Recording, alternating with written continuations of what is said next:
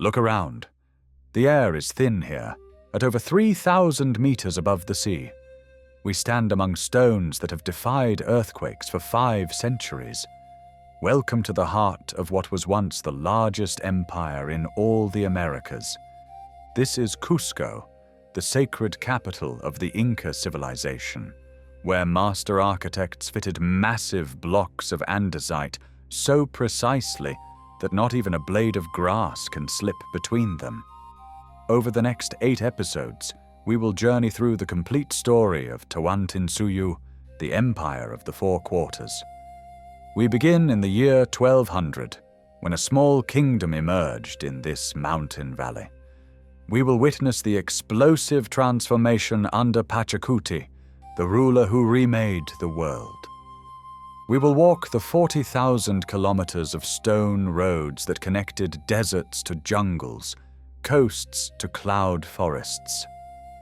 We will climb to Machu Picchu, built on a ridge where condors soar. We will explore how 12 million people were fed through ingenious terraced agriculture, how messages traveled 240 kilometers per day without horses, how knowledge was recorded in knotted strings without written words. And we will understand the tragedy of civil war and the arrival of 168 Spanish conquistadors who toppled an empire in a single afternoon. This is not merely a tale of ruins. The Inca legacy pulses through 10 million Quechua speakers today. Their agricultural terraces still feed communities. Their stonework survived earthquakes that destroyed Spanish cathedrals built centuries later.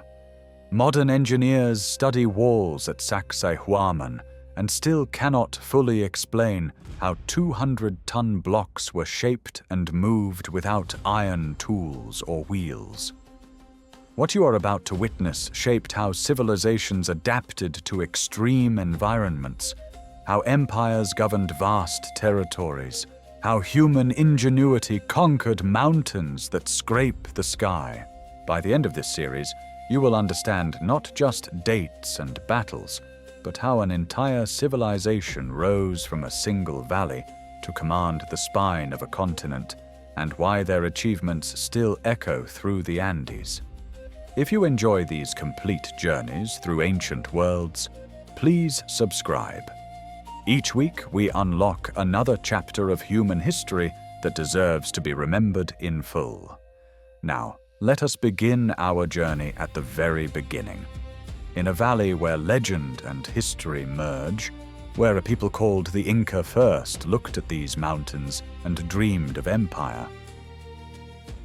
The Cusco Valley rests at 3,400 meters above sea level, cradled between Andean peaks where thin air challenges every breath.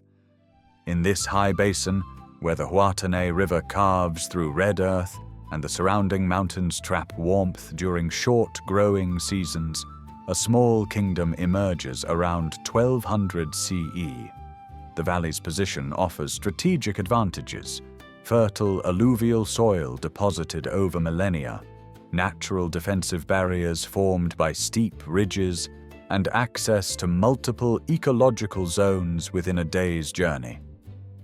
From this altitude, communities can reach coastal desert lowlands to the west and Amazon cloud forests to the east, controlling trade routes that carry salt, coca leaves, and obsidian between radically different worlds. The legendary founder Manco Capac arrives in the valley during this period, according to oral traditions later recorded by Spanish chroniclers. He carries a golden staff, testing soil depth until the rod sinks completely into earth, near the confluence of 2 small rivers. Here, at the place called Cusco, the Navel, he establishes a settlement of stone and thatch. The early structures use fieldstone mortared with clay, modest compared to later imperial architecture. Trapezoidal doorways already appear in these buildings, a form that will define Inca construction for centuries. The first temple to Inti, the sun deity, occupies the site where Coricancha will eventually stand. Though in these early years it remains a simple shrine, with gold offerings hammered into thin sheets. For 2 centuries, the Inca kingdom remains one power among many competing Andean chiefdoms. The Chanca people control territories to the northwest. The Lupaca command the Lake Titicaca region to the southeast. The Cola hold the Altiplano grasslands. These kingdoms raid each other's territories, capturing llama herds and taking prisoners for labor. The Incas cultivate terraced fields on hillsides above Cusco, growing potatoes, quinoa, and maize at different elevations to hedge against frost and drought. Stone agricultural platforms step down the slopes, each terrace retained by walls of fitted rock, each level creating a microclimate slightly warmer than the one above. The dynasty passes through rulers whose names survive in chronicles: Sinchi Roca, Loke Yupanqui, Maita Capac, Capac Yupanqui. They expand control gradually, absorbing neighboring villages through marriage alliances and military pressure. By 1400 CE, Inca territory extends perhaps 30 kilometers from Cusco in any direction. The kingdom's strength lies not in size, but in organization. The Alu system binds extended families into reciprocal labor groups, sharing agricultural work and military obligations.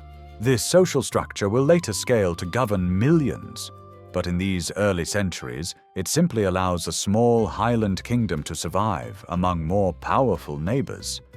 Then, in 1438 CE, the Chanca armies march on Cusco, and everything transforms.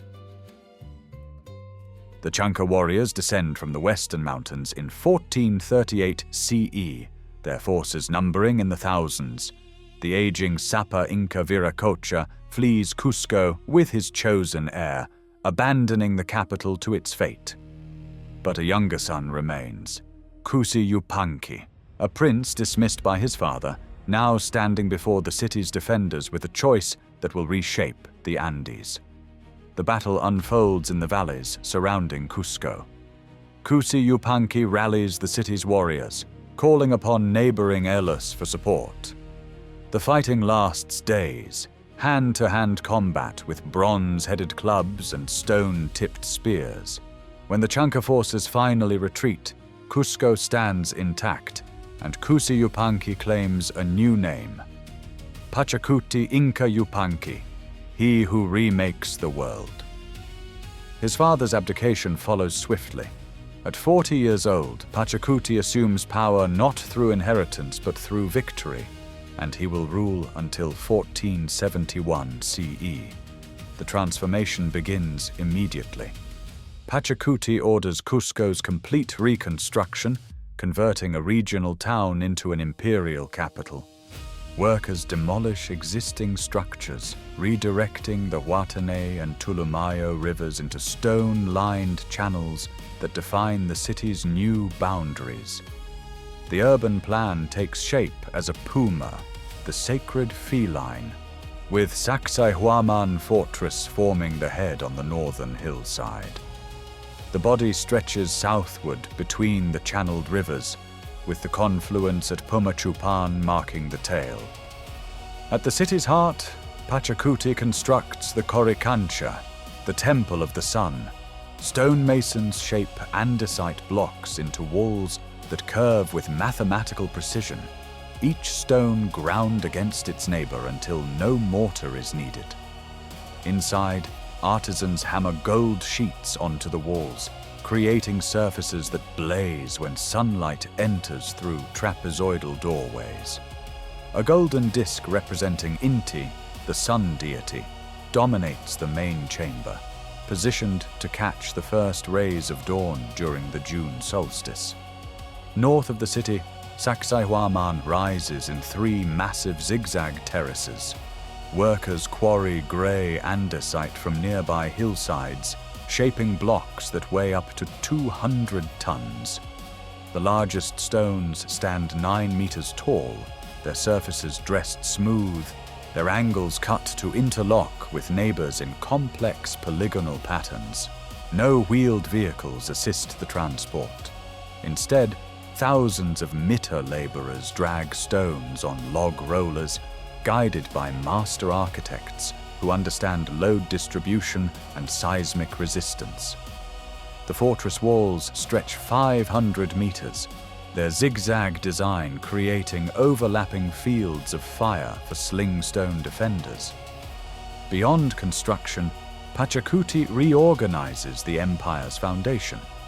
He establishes the Mit-A system, rotational labor service, where each Ailu provides workers for state projects in exchange for land access and state support during hardship.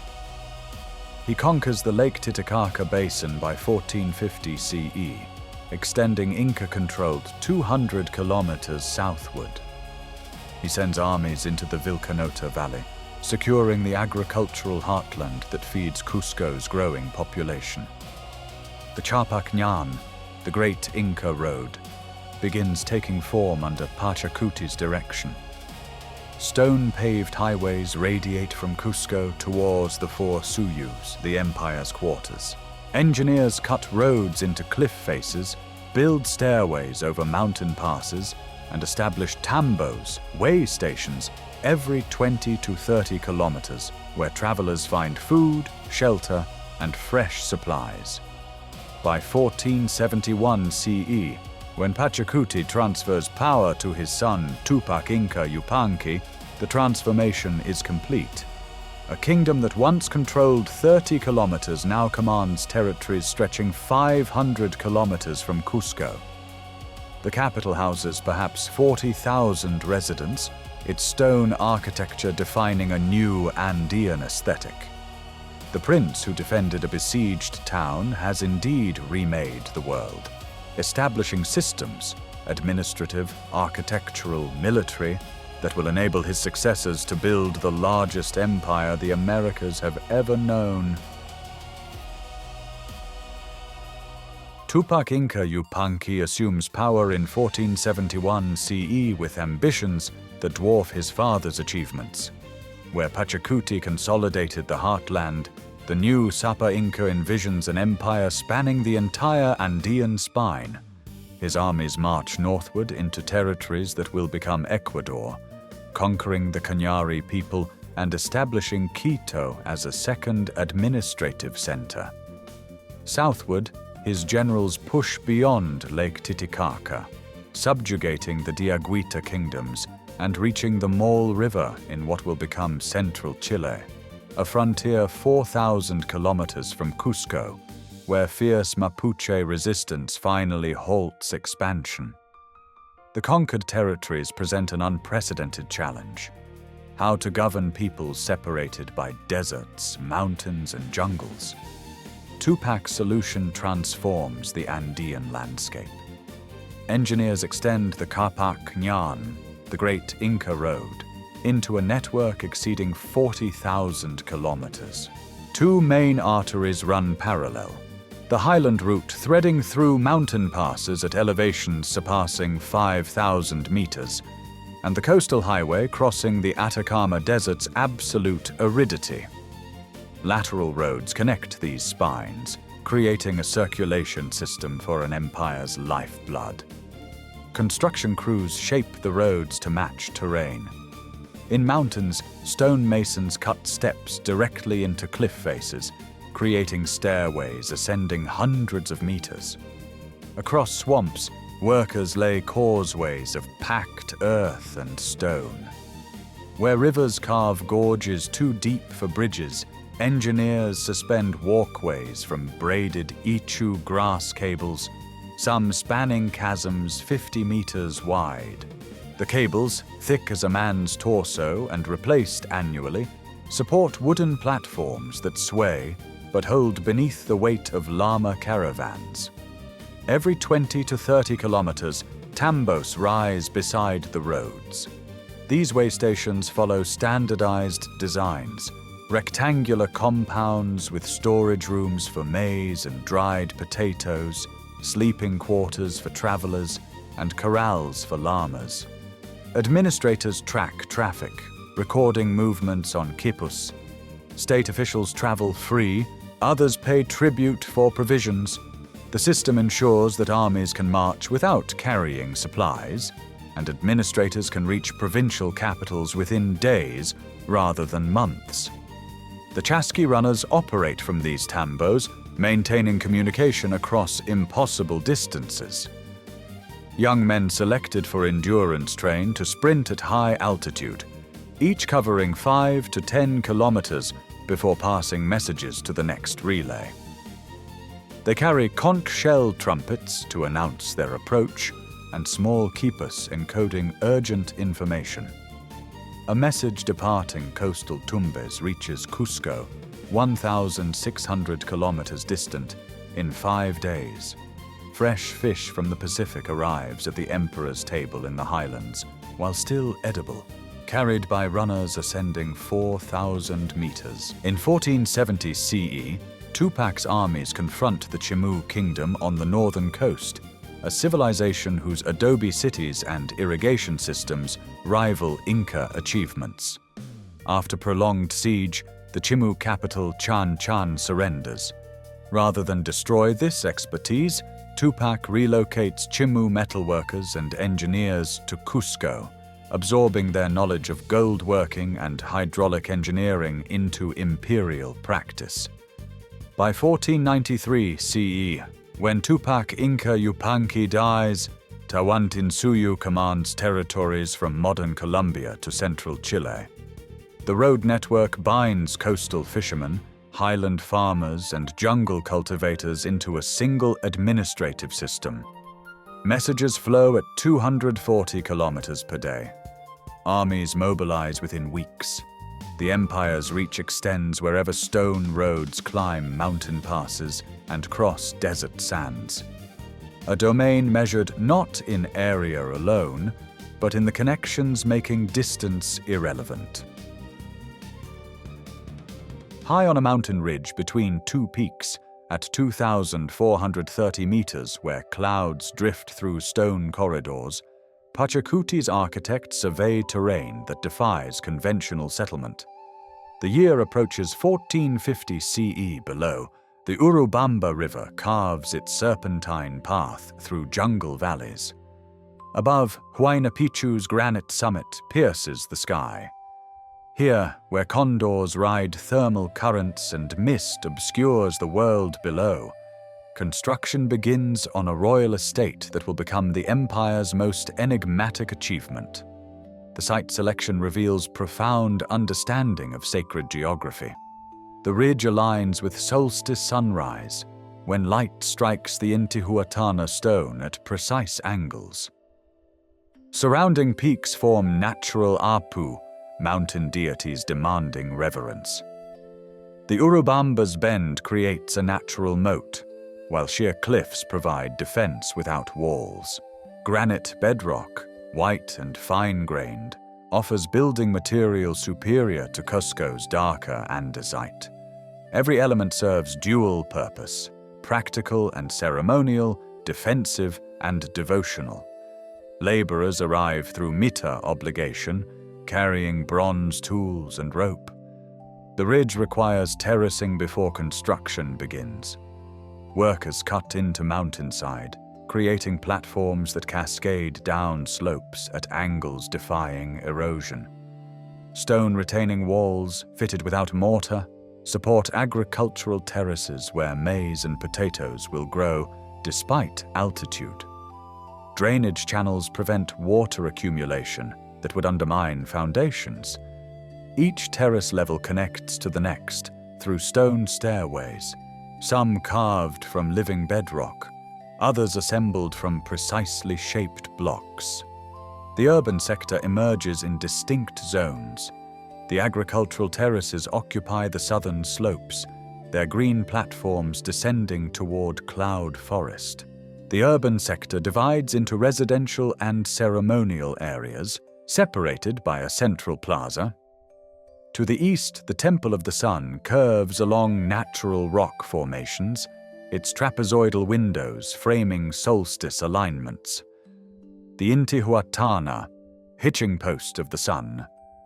rises from the highest ceremonial platform, a carved granite pillar whose shadows mark solar positions throughout the year. Master masons shape granite blocks using bronze chisels and stone hammers, exploiting the rock's natural fracture planes. Each stone receives individual attention, its surfaces ground smooth, its edges beveled to interlock with neighbors. No two blocks share identical dimensions, yet joints fit so precisely that knife blades cannot penetrate gaps. Walls lean slightly inward, their trapezoidal profiles providing earthquake resistance. Doorways and niches repeat this trapezoidal geometry, creating visual rhythm throughout the complex. Water management demonstrates engineering sophistication matching the masonry. A spring 750 meters upslope provides the source. Stone channels conduct water through 16 fountains, each descending in elevation, each serving specific sectors. The system supplies drinking water, irrigates terraces, and maintains ceremonial purity. During rainy season, drainage prevents flooding. During dry months, the spring flows continuously. The hydraulic network operates by gravity alone, requiring no pumps or mechanisms. By 1500 CE, approximately 200 structures occupy the ridge. Residential buildings house perhaps 1,000 inhabitants, priests, astronomers, chosen women weaving Kumbi cloth, servants maintaining the estate. The Temple of the Three Windows overlooks the plaza, its massive openings framing mountain vistas. The royal tomb nestles beneath the Temple of the Sun, its cave carved and shaped, its altar stone polished smooth. Storehouses contain maize, quinoa, dried potatoes, provisions ensuring self-sufficiency. The site exists in deliberate isolation, invisible from the Urubamba Valley below, accessible only through controlled paths. This is not a city for masses, but a sanctuary where empire and cosmos intersect. Here, Pachacuti and successors retreat from Cusco's political demands, conducting ceremonies where mountain, sun, and stone converge. The granite walls will stand for centuries, outlasting the empire itself, waiting in cloud-wrapped silence for the world to remember their purpose. The empire reaches its zenith under Huayna Capac in 1493 CE, governing 12 million subjects across territories stretching from modern Colombia to central Chile. This vast domain requires systems of unprecedented sophistication, methods of feeding populations at extreme altitudes, recording tribute without written language, and organizing labor across climatic zones ranging from coastal desert to cloud forest. At More, northwest of Cusco, circular terraces descend into the earth like an amphitheater carved by giants. Each level creates its own microclimate, temperature differences of 15 degrees Celsius between top and bottom rings. Agricultural specialists cultivate over 1,000 potato varieties here, testing which strains thrive at specific altitudes and moisture levels. The terraces function as experimental stations, determining optimal crops before disseminating seeds throughout the empire. Maize grows on coastal platforms. Quinoa flourishes at 4,000 meters. Coca bushes cling to eastern slopes descending toward Amazon tributaries. The terracing system increases arable land by 30%, transforming steep mountainsides into productive surfaces. Stone retaining walls, some reaching 4 meters high, prevent erosion while capturing solar heat. Irrigation channels distribute snowmelt with mathematical precision, each field receiving calculated water volumes. Colca storage warehouses dot hillsides near every major settlement. Rectangular stone structures with ventilation systems preserving freeze-dried potatoes, dried maize, quinoa, and dried meat for years. These reserves sustain armies during campaigns and populations during harvest failures. In workshops throughout Cusco, weavers create cambi cloth, the empire's finest textile achievement. Alpaca and vicuña fibers, softer than any European fabric, pass through skilled hands on backstrap looms. Tokapu geometric patterns, squares containing stylized animals, plants, celestial symbols, communicate social rank and regional identity. A tunic bearing specific Tokapu sequences identifies its wearer's status as precisely as written credentials. Natural dyes produce crimson from cochineal insects, yellow from chilca shrubs, purple from mollusk secretions. The most elaborate garments require months of labor, their thread counts exceeding modern standards. Metallurgists work bronze into agricultural tools, weapons, and ceremonial objects. The alloy, copper with 2 to 12% tin, proves harder than pure copper, enabling sharper blade edges and more durable implements. Gold and silver, reserved for religious purposes, cover temple walls and adorn nobility. Craftsmen hammer these soft metals into thin sheets, shape them into ceremonial vessels, or cast them using lost wax techniques. A single room in Coricancha contains a garden where maize stalks, llamas, and human figures stand rendered entirely in gold, catching sunlight through trapezoidal windows. The Kipukamayuk, record keepers, manipulate knotted strings encoding the empire's data. Each quipu consists of a primary cord with pendant strings in various colors. Knot types, positions, and string colors represent numerical values, tribute quantities, census information, possibly even narrative accounts. A red string records chili peppers. White indicates silver. Yellow denotes gold or maize. The decimal system organizes information. Single knots for ones, figure-8 knots for tens, compound clusters for hundreds. These textile databases track population movements, warehouse inventories, labor obligations, and astronomical observations without a single written character. The MITAR system mobilizes this recorded labor. Each Ailu community provides workers for state projects, road construction, terrace building, military service, mining operations. The obligation rotates, ensuring no household bears perpetual burden. In exchange, the state redistributes resources, provides security, and maintains infrastructure.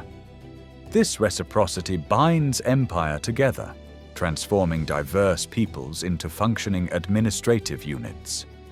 At empire's peak, Tawantinsuyu represents humanity's adaptation to one of Earth's most challenging environments, creating abundance where geography suggests only hardship should exist. Cusco transforms into the navel of the world under Huayna Capac's reign, beginning in 1493 CE. From the Coricancha's golden walls, 328 sequoia lines radiate outward like spokes of a cosmic wheel, each invisible path connecting sacred huacas across the empire's 2 million square kilometers. These sight lines organize space itself, shrines marking springs, caves, peaks, and stones where the divine touches earth. Priests walk these routes in prescribed sequence, maintaining relationships between center and periphery, heaven and ground. The 4 Suyus divide Tawantinsuyu into quarters, Chinchaysuyu stretching northwest toward Quito, Antisuyu descending east into Amazon cloud forests, Kulazuyu extending south past Lake Titicaca, Kuntisuyu reaching west to the Pacific. Each quarter sends representatives to Cusco, bearing tribute that reflects their landscape's gifts. Coastal peoples arrive with dried fish and spondylus shells harvested from warm northern waters. Highland communities present freeze-dried chuño potatoes and alpaca wool. Forest dwellers carry tropical bird feathers and coca leaves. The capital receives the empire's diversity, transforms it through redistribution, and returns it as unity. June solstice brings Inti Raymi, when the sun reaches its northern limit before returning south.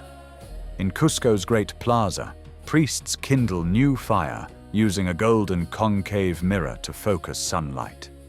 The Sapa Inca, divine son of Inti, presides over ceremonies where llamas, 100 pure white animals, are sacrificed. Their blood feeds the sun, ensuring its continued journey across sky. Nobles from distant provinces witness this cosmic contract, carrying the ritual's power back to their territories. The Capacocha ceremony extends this sacred geography to the empire's highest peaks. Selected children, chosen for physical perfection, journey from their home communities to Cusco for purification rituals. Then, accompanied by priests, they ascend mountains exceeding 6,000 meters: Lulailaco, Ampato, Aconcagua.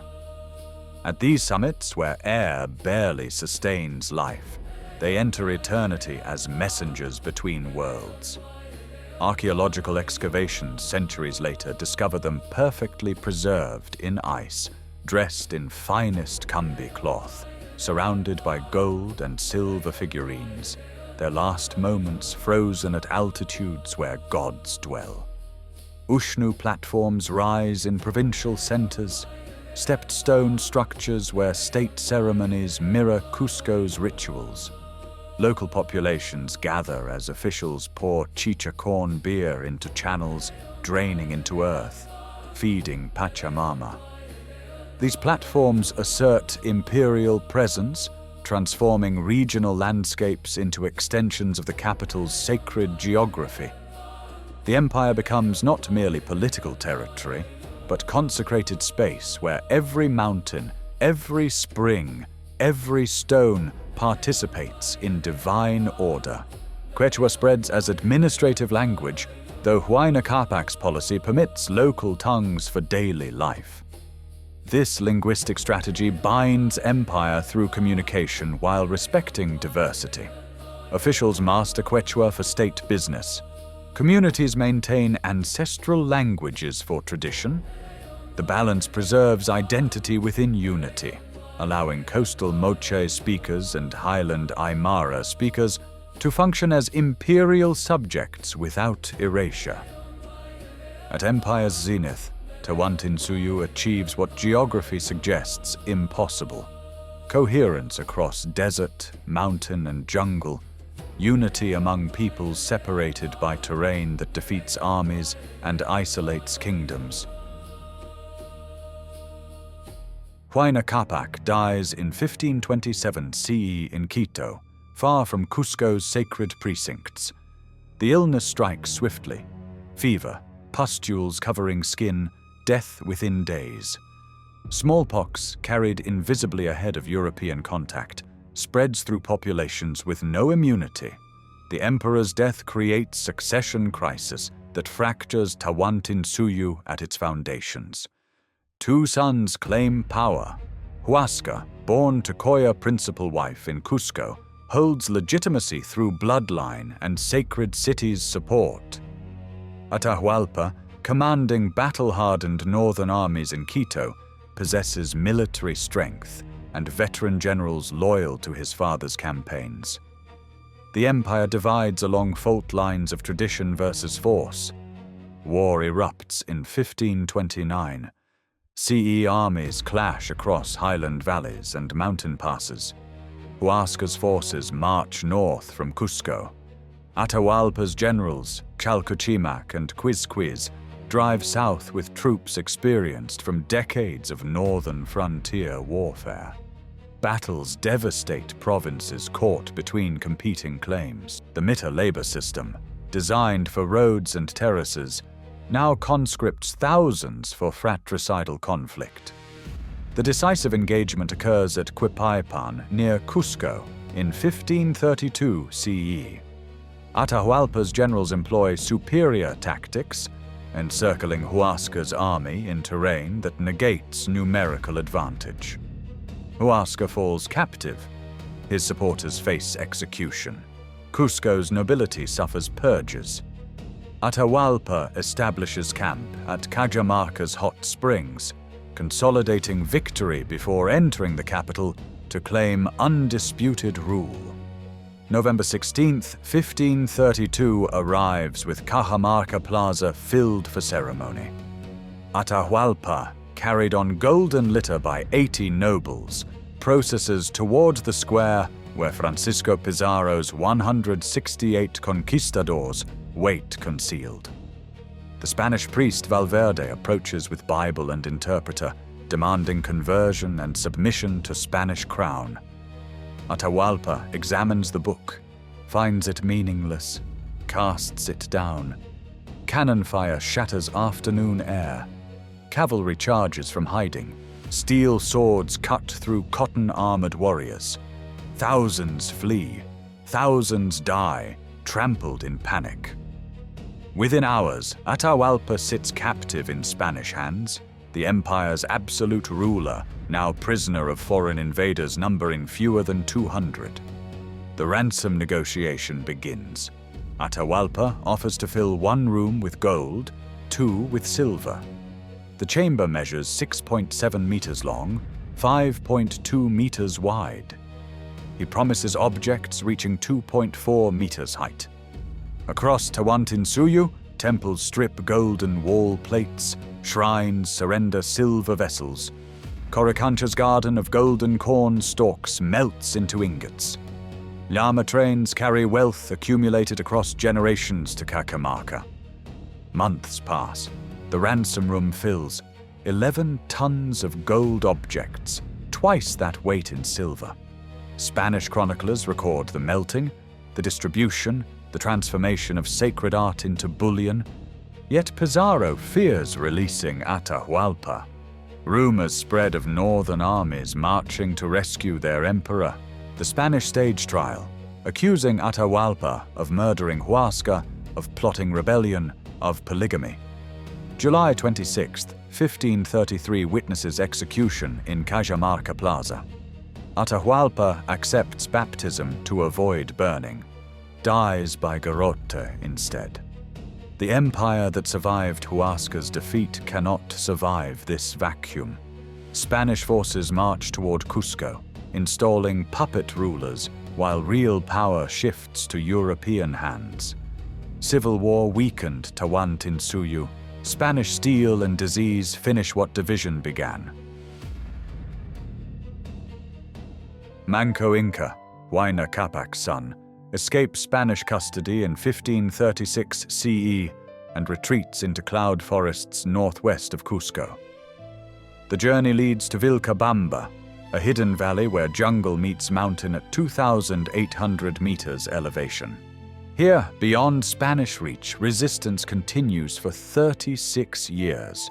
Stone builders construct new temples and palaces amid vegetation, maintaining ceremonies, training warriors, launching raids against colonial settlements. The jungle conceals what Spanish soldiers cannot find, a functioning Inca state in exile.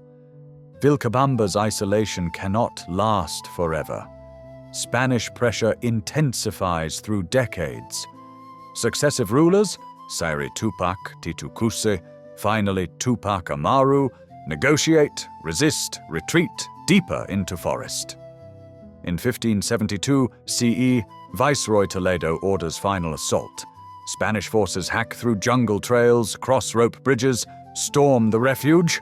Tupac Amaru flees toward Amazon lowlands, but capture comes swiftly. September 24th, 1572, witnesses his execution in Cusco's plaza. The last independent Inca ruler dies before crowds of indigenous subjects forced to watch. Tawantinsuyu's political existence ends, yet stones remember what empires forget. Cusco transforms under colonial rule. Spanish churches rise, plazas reshape, new architecture dominates. But foundations remain. The Coricancha becomes Santo Domingo Monastery, Baroque walls atop perfectly fitted andesite. March 31st, 1650, brings massive earthquake. Spanish construction crumbles into rubble. Inca walls stand undamaged, polygonal blocks absorbing seismic waves through precision joints. Colonial builders reconstruct atop indigenous engineering that proves superior across centuries. The pattern repeats throughout former imperial territories. Agricultural terraces continue feeding communities. Moray's circular platforms still cultivated, Pisac's mountainside steps still planted. Quechua language survives suppression, spoken today by 10 million across Peru, Bolivia, Ecuador. Traditional textile patterns persist in modern weaving. The Elu community system adapts but endures in Andean villages. July 24, 1911 brings Hiram Bingham ascending jungle trails guided by local farmers. Machu Picchu emerges from vegetation. White granite temples, trapezoidal doorways, ceremonial plazas abandoned 4 centuries earlier. The site escapes Spanish discovery, preserves Inca architecture in remarkable completeness. Bingham's photographs introduce the world to mountaintop engineering that defies both gravity and time. Recognition follows slowly, then accelerates. UNESCO designates Machu Picchu World Heritage Site in 1983. Annual visitors reach 1.5 million, walking stone streets, examining ashlar masonry, photographing Huayna Picchu's backdrop. The Inti Raymi festival, banned by Spanish authorities in 1572, revives in 1944. Thousands gather each June solstice in Cusco's plaza, recreating ceremonies honoring the sun. Peru recognizes Quechua as official language in 1975. Modern architects study Inca stonework, analyzing earthquake resistance, examining how blocks weighing 200 tons fit without mortar. Agricultural scientists investigate terrace irrigation systems, potato variety preservation, high-altitude farming techniques. The Capacñan receives UNESCO recognition in 2014. 40,000 kilometers of ancient roads connecting 6 nations, testament to engineering ambition spanning continents. In Cusco's streets, Spanish colonial facades conceal Inca foundations. Earthquakes continue revealing what lies beneath, each tremor exposing more andesite, more precision, more evidence of builders who understood stone better than those who came after. The empire fell in 1572. The legacy endures in every terrace still planted, every Quechua word still spoken, every stone wall still standing after 5 centuries of weather, war, and time itself. Thank you for joining this journey through Tawantinsuyu's complete story.